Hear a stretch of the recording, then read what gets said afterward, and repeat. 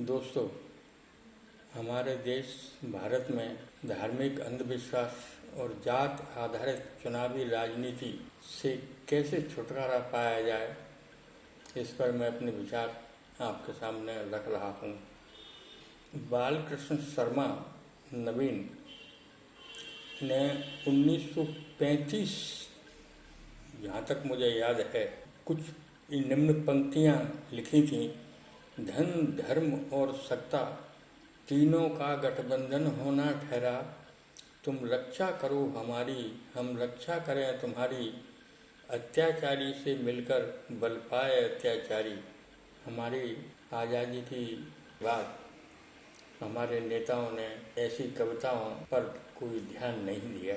आज़ादी के बाद धार्मिक अंधविश्वास और जात आधारित समाज व्यवस्था को मिटाया नहीं गया, बल्कि उनका उपयोग चुनाव जीतकर राज्य करने के लालच में हमारी राज्य व्यवस्था को दूषित कर दिया है।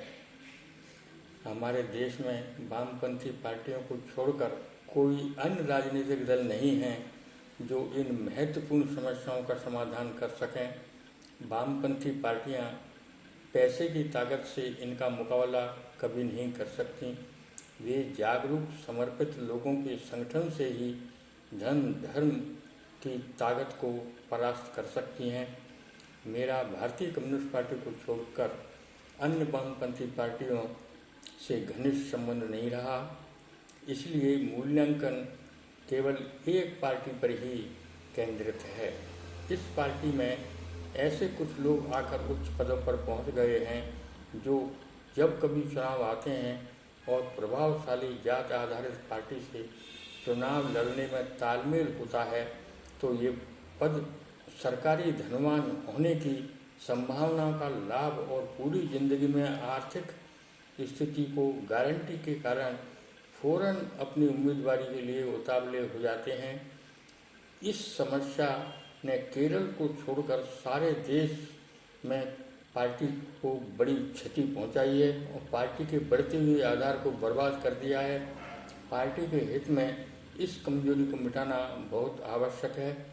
पार्टी में पूर्णवक्ती साथियों को मात्र नौकर समझने से पार्टी में जमीनी स्तर के साथियों में विश्वास कमजोर होने से वे किसी जोखिम को उठाने से कतराते हैं। इससे संगठन में लड़ाकू प्रतिमा धूमिल होने की संभावना को नुकसान होता है। अतः पूर्णवक्ती साथियों को नेतृत्व इज्जत दे, उनकी जरूरी आवश्यकताओं को पूरा करने का प्रयत्न करें। कैडर हमेशा नेताओं का अनुसरण करता है। आशा है भारतीय कम्युनिस्ट पार्टी अपनी कमजोरियों को मिटाकर एक मजबूत संगठन बनाते हुए देश की सही दिशा देने के लिए अपने आप को तैयार करेगी। धन्यवाद।